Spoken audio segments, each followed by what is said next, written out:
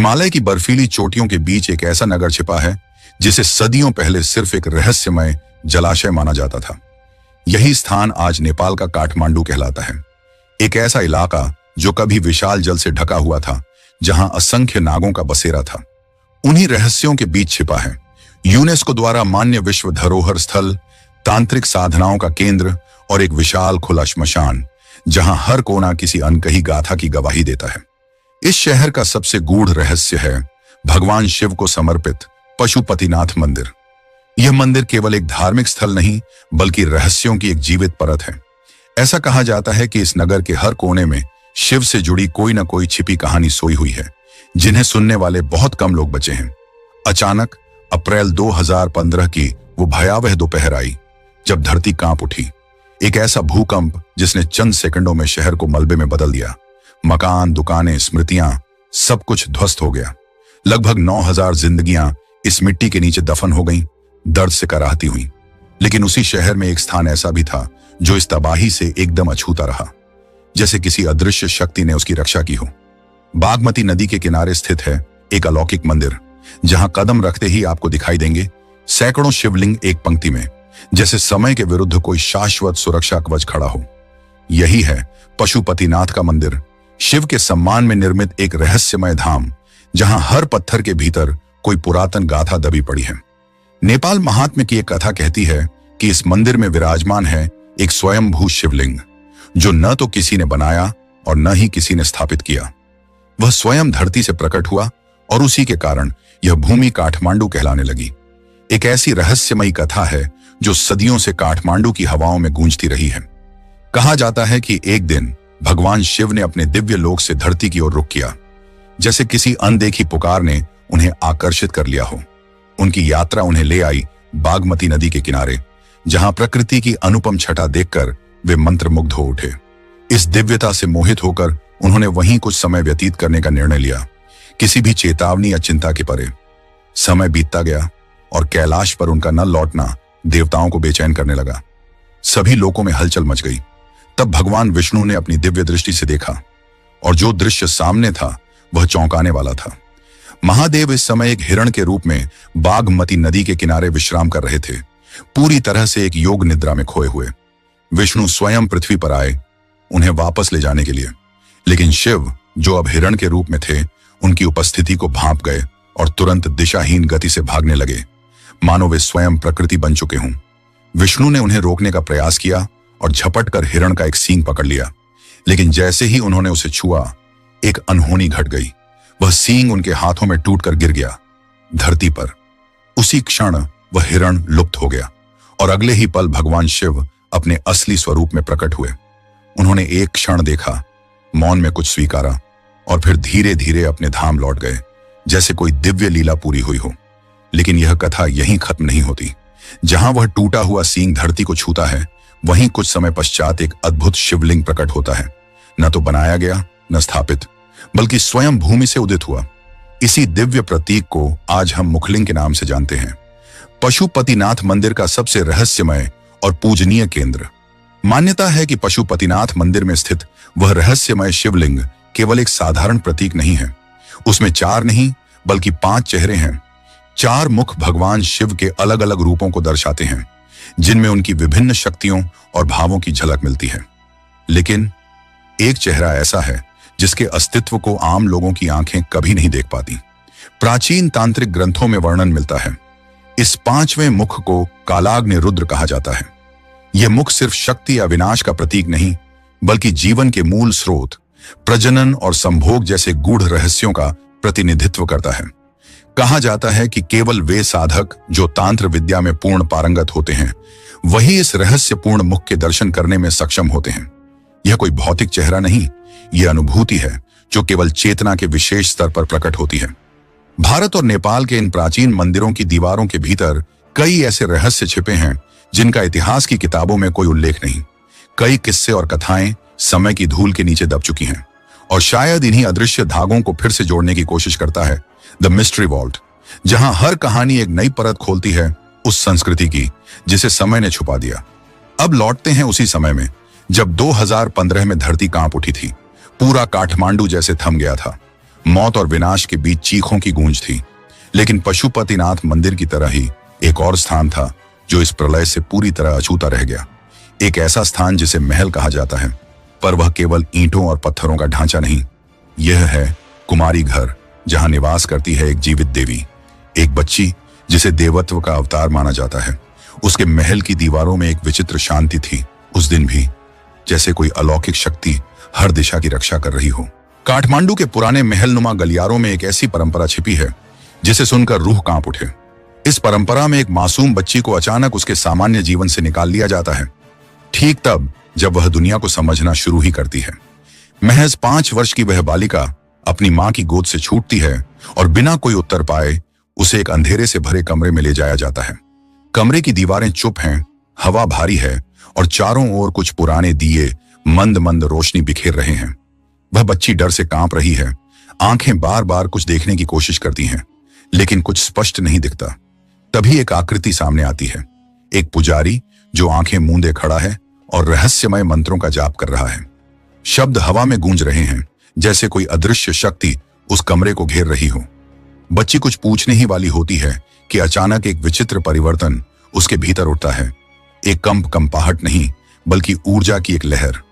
उसका भय छूमंतर हो जाता है, आंखों में चमक उभरती है और वह चौंक कर कहती है, मेरे साथ ये क्या हो रहा है? मुझे ऐसा क्यों लग रहा है जैसे कोई ताकत मेरे भीतर समा रही है? पुजारी अपनी आंखें खोलता है और एक मंद मुस्कान के साथ कहता है, तुम अब केवल एक बच्ची नहीं रही, तुम्हारे भीतर देवी दुर्गा की चेतना प्रविष्ट हो चुकी है। यही शक्ति अब तुम्हारी आत्मा बन चुकी है। तुम इस नगर की कुमारी हो, एक जीवित देवी। यह कोई साधारण मान्यता नहीं, यह एक ऐसी परंपरा है जो सदियों से चली आ रही है। इस प्रथा में चुनी जाती है एक विशेष जाति की कन्या, शाक्य समुदाय की, और उसकी पहचान केवल उम्र से नहीं, बल्कि एक रहस्यमयी शक्ति से होती है जो बिना कहे उसके भीतर नजर आती है। काठमांडू की गलियों में एक रहस्य ऐसा भी है जो आम आंखों से परे है। वह परंपरा जिसे जन्म दिया एक सपने ने। स्थानीय जनश्रुति के अनुसार यह रिवाज सदियों पहले मल्ल वंश के एक राजा के स्वप्न से शुरू हुआ था। उस स्वप्न में देवी दुर्गा ने स्वयं प्रकट होकर आदेश दिया था, एक ऐसी कन्या को चुनो जिसमें मेरी चेतना बस सके, जो पृथ्वी पर मेरा जीवित स्वरूप बने। और तब से इस नगर में एक परंपरा जन्मी, एक बालिका को कुमारी के रूप में प्रतिष्ठित करने की। लेकिन यह शक्ति स्थायी नहीं होती, इसकी एक रहस्यमयी शर्त है। जैसे ही कुमारी के भीतर किशोरावस्था के लक्षण प्रकट होने लगते हैं, मान्यता है कि उसकी देह से वह दिव्यता चली जाती है। वह शक्ति जो अब तक शांत थी, अपने अगले पवित्र पात्र की तलाश में निकल पड़ती है। पुजारी मानते हैं कि जैसे ही शरीर में जैविक परिवर्तन आरंभ होते हैं, वैसी स्थिति में मन अशांत होने लगता है और उस अशांति में वह दिव्य चेतना टिक नहीं सकती। तब चुना जाता है एक नई कन्या, एक ऐसी आत्मा जो अब भी निर्मल हो, निर्विकार हो। कुमारी घर का माहौल भी उतना ही रहस्यमय है जितनी यह परंपरा। इस पवित्र महल में केवल कुमारी और विशिष्ट पुजारी ही प्रवेश कर सकते हैं। कोई भी बाहरी व्यक्ति अंदर नहीं जा सकता। यहाँ हर दीवार, हर गलियारा एक रहस्य को अपने भीतर दबाए हुए है। परंपराएं और अनुष्ठान इतने प्राचीन और विशेष हैं कि आम जन के लिए वे किसी रहस्यमयी ग्रंथ की तरह हैं, जिनका अर्थ केवल जानकार ही समझ सकते हैं। हिंदू तंत्र परंपरा के गहरे आयामों से जुड़ी इन मान्यताओं में बलि, रक्त और छिपी हुई संभावनाओं की भी बात की जाती है, वो पहलू जो आम पूजा पाठ से परे हैं। और इन्हीं तांत्रिक परंपराओं के केंद्रों में एक प्रमुख नाम आता है, नारा देवी मंदिर, जो समर्पित है श्वेता काली को। माना जाता है कि यह मंदिर तांत्रिक शक्तियों की ऊर्जा का केंद्र है, एक ऐसा स्थान जहां आज भी कई गूढ़ साधनाएं गुप्त रूप से की जाती हैं। एक पुरानी किंवदंती बताती है कि पाटन का एक राजा किसी समय काठमांडू के घने जंगलों में शिकार की तलाश में भटक रहा था। शांत वातावरण अचानक भयानक शोर में बदल गया। एक जंगली हाथी उसकी ओर झपट पड़ा। राजा ने भयभीत होकर दौड़ लगा दी, लेकिन हाथी पीछे था, रौंद डालने को तैयार। जीवन की आखिरी उम्मीद ढूंढता हुआ उसकी नजर एक विशाल वृक्ष पर पड़ी, जिसकी जड़ों में एक गुफा सी गहराई थी। उसने तुरंत खुद को वहां छिपा लिया। भागते भागते शरीर थक कर चूर हो चुका था और हृदय भय से कंपित, और उसी अवस्था में वह अचेत होकर गिर पड़ा। कई क्षणों के बाद जब उसने आंखें खोली तो सामने एक दिव्य छवि खड़ी थी, मां श्वेता काली। वह बिना कुछ कहे बस खड़ा रह गया, आंखों से अश्रुधारा बहती रही। मां ने शांत स्वर में कहा, अब तेरा भय समाप्त हुआ, तेरा जीवन सुरक्षित है। और अगली ही पल वह आकृति वहां से विलीन हो गई। राजा इस दिव्य अनुभव से इतने प्रभावित हुए कि उन्होंने उसी पवित्र स्थान पर एक मंदिर बनवाया, नारा देवी मंदिर। यह मंदिर सिर्फ ईंट और पत्थरों का ढांचा नहीं था, यह बना तंत्र की ऊर्जाओं के प्रवाह के लिए। कहा जाता है कि यहाँ की हर ईंट में एक मंत्र बसा है और हर कोने से तांत्रिक ऊर्जा फूटती है। प्राचीन तांत्रिक ग्रंथों में वर्णित है, देवी के चरणों में रक्त अर्पित करना, बलि चढ़ाना और साधना करना, ये सब तांत्रिक क्रियाओं का मूल आधार रहे हैं। और इसी कारण हर साल विजयादशमी के दिन यहाँ एक विशेष बलिदान होता है, एक भैंसे की बलि। यह अनुष्ठान सामान्य आस्था नहीं, बल्कि एक गूढ़ शक्ति को प्रसन्न करने की प्रक्रिया है। काठमांडू के सिर्फ नारा देवी मंदिर में ही नहीं, बल्कि कई अन्य मंदिरों में भी ऐसी रहस्यमयी साधनाएं सदियों से जीवित हैं। अथर्ववेद और यजुर्वेद जैसे शास्त्रों में स्पष्ट रूप से वर्णन है कि भगवान शिव को तंत्र का देवता माना गया है और इसी कारण उनका काल भैरव स्वरूप तांत्रिक जगत में सर्वोच्च स्थान पर विराजमान है। साल था 2005 जब काठमांडू में एक विशेष सांस्कृतिक अध्ययन का आयोजन किया गया, लेकिन यह कोई सामान्य शोध नहीं था। इसके केंद्र में था एक ऐसा आयोजन जो केवल एक बार होता है, साल में सिर्फ एक रात, और वह भी पूर्णिमा की। उसी रात जब चांद अपनी संपूर्णता में चमकता है, कीर्तिमुख भैरव के मंदिर में शुरू होता है एक ऐसा अनुष्ठान जिसे सुनकर रूह तक कांप जाती है। कहा जाता है कि इस तांत्रिक क्रिया में 5 बलिदान चढ़ाए जाते हैं, 5 अलग अलग प्राणियों की आहुतियां।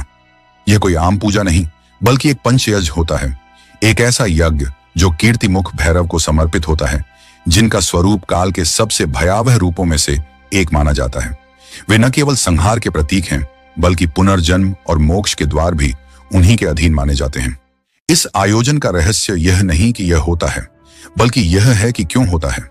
मान्यता है कि इस अनुष्ठान से व्यक्ति मृत्यु और पुनर्जन्म के चक्र से मुक्त हो सकता है, और शायद इसी आकांक्षा के साथ हर साल हजारों लोग काठमांडू के पशुपतिनाथ मंदिर की ओर खींचे चले आते हैं। लेकिन यहां पहुंचकर उन्हें मिलता है केवल अध्यात्म नहीं, बल्कि जीवन और मृत्यु का वह नग्न सत्य जिससे टकराना हर किसी के लिए आसान नहीं। मंदिर की एक ओर जहां घंटियों की गूंज और मंत्रों की ध्वनि सुनाई देती है, वहीं दूसरी ओर आर्य घाट पर खुलेआम चिताएं जलती हैं। एक ओर भक्ति के सुर, दूसरी ओर राख बनते शरीर। मृत देहों को कपड़े में लपेटा जाता है और उन्हें लाया जाता है पवित्र बागमती नदी के किनारे। शव के चरणों को नदी के जल से धोया जाता है, मानो किसी आत्मा को अंतिम विदाई देने की प्रक्रिया हो। फिर उसे धीरे धीरे पृथ्वी पर लिटा दिया जाता है और आरंभ होता है वह संस्कार जिसे देखकर जीवन के मायने ही बदल जाते हैं। आर्य घाट की आग सबके सामने जलती है, बिना किसी पर्दे के, बिना किसी पर्दादारी के। यही वह स्थान है जहां जीवन और मृत्यु एक दूसरे को आंखों में आंखें डालकर देखते हैं। मान्यता है कि जिस व्यक्ति का अंतिम संस्कार इस पवित्र घाट पर होता है, उसकी आत्मा कर्मों की श्रृंखला से मुक्त होकर उस मार्ग पर चल पड़ती है जहां से वापसी नहीं होती, केवल मोक्ष होता है। लेकिन काठमांडू सिर्फ एक शहर नहीं, यह रहस्यों से भरी हुई एक परतदार पुस्तक है, जिसके हर पन्ने में दबी हैं सदियों पुरानी कहानियां, अनकहे सत्य, भूले हुए अध्याय और आध्यात्मिकता की वो गहराइयां जिन्हें समझना हर किसी के लिए संभव नहीं। यह शहर न केवल अपनी ऐतिहासिकता के लिए जाना जाता है, बल्कि यह हिंदू और बौद्ध दोनों धर्मों का तीर्थ स्थान भी रहा है। पशुपतिनाथ, यह नाम ही काफी है उस दिव्यता को महसूस करने के लिए। कहा जाता है कि स्वयं भगवान शिव यहाँ वास करते हैं और इसीलिए यह भूमि केवल एक तीर्थ नहीं, बल्कि शिव की जीवित उपस्थिति का संकेत मानी जाती है। यहाँ की हवाओं में भी वह कंपन है जो एक साधक की चेतना को झकझोर देती है। अगर आप भगवान शिव से जुड़े अन्य रहस्यमय स्थानों और उनके ज्योतिर्लिंग स्वरूपों को जानना चाहते हैं, तो एक और पर्दा उठाया जा सकता है जिसे सिर्फ वही देख पाते हैं जो भीतर से तैयार हों। अगर इन कहानियों ने आपके भीतर को जगाया हो, कोई जिज्ञासा, कोई सवाल या कोई अनुभूति, तो उसे शब्दों में जरूर बांटिए। और अगर आप भी इतिहास की भूली हुई परतों को खंगालना चाहते हैं, धर्म और तंत्र की सीमा रेखाओं को छूना चाहते हैं, तो द मिस्ट्री वॉल्ट चैनल आपके लिए खुला है। हम फिर लौटेंगे किसी और अनदेखे अध्याय के साथ।